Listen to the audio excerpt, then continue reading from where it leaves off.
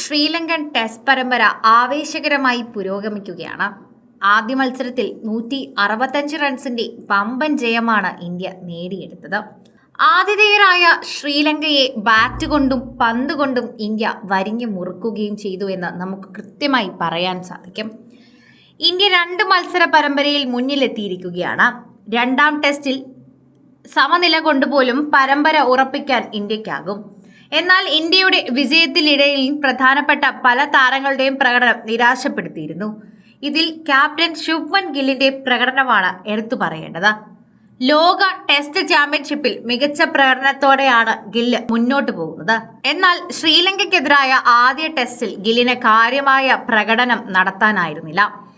ആദ്യ ഇന്നിംഗ്സിൽ 16 റൺസിന് പുറത്തായ ഗില്ലിന് രണ്ടാം ഇന്നിംഗ്സിൽ 8 റൺസാണ് നേടാനായത്.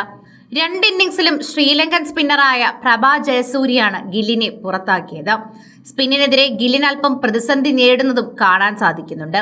211 റൺസ് അദ്ദേഹം മത്സരത്തിൽ നേടി.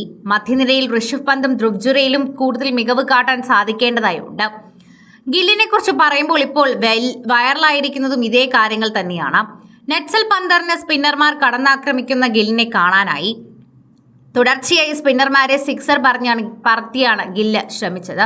സ്പിന്നർമാർക്കെതിരെ മികച്ച ഷോട്ടുകൾ കളിച്ച് ആത്മവിശ്വാസം വീണ്ടെടുക്കാനുള്ള ശ്രമത്തിലാണ് ഗില്ലുള്ളത്. ക്യാപ്റ്റൻ എന്ന നിലയിൽ ഗില്ലിന് മുന്നിൽ നിന്ന് നയിക്കേണ്ടതും അത്യാവശ്യമാണ്. സമീപകാലത്തെ ടെസ്റ്റിലെ ഇന്ത്യയുടെ പിന്നോട്ട് പോക്കിന്റെ ചീത്തപ്പേര് മാറ്റാൻ ഗില്ലിന് മികവിലേക്ക് എത്തിക്കാൻ സാധിക്കണം.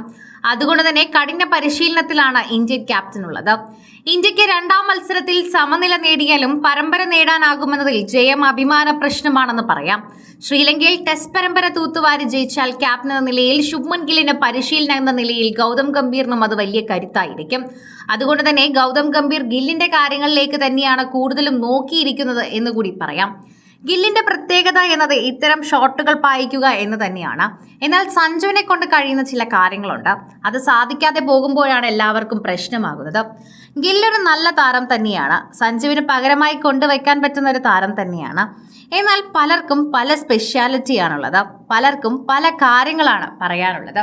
പ്രേക്ഷകരും അത് തന്നെയാണ് എടുത്തു പറയുന്നത്. സോഷ്യൽ മീഡിയയിൽ എല്ലാവരും അത് എടുത്തു പറയുകയും ചെയ്യുന്നു. ഓരോരുത്തരും ഈ വാർത്തയെക്കുറിച്ച് പ്രകടമാക്കുന്നതും ഇത്തരം കാര്യങ്ങൾ തന്നെയാണ് എന്ന് കൂട്ടിച്ചേർക്കാം.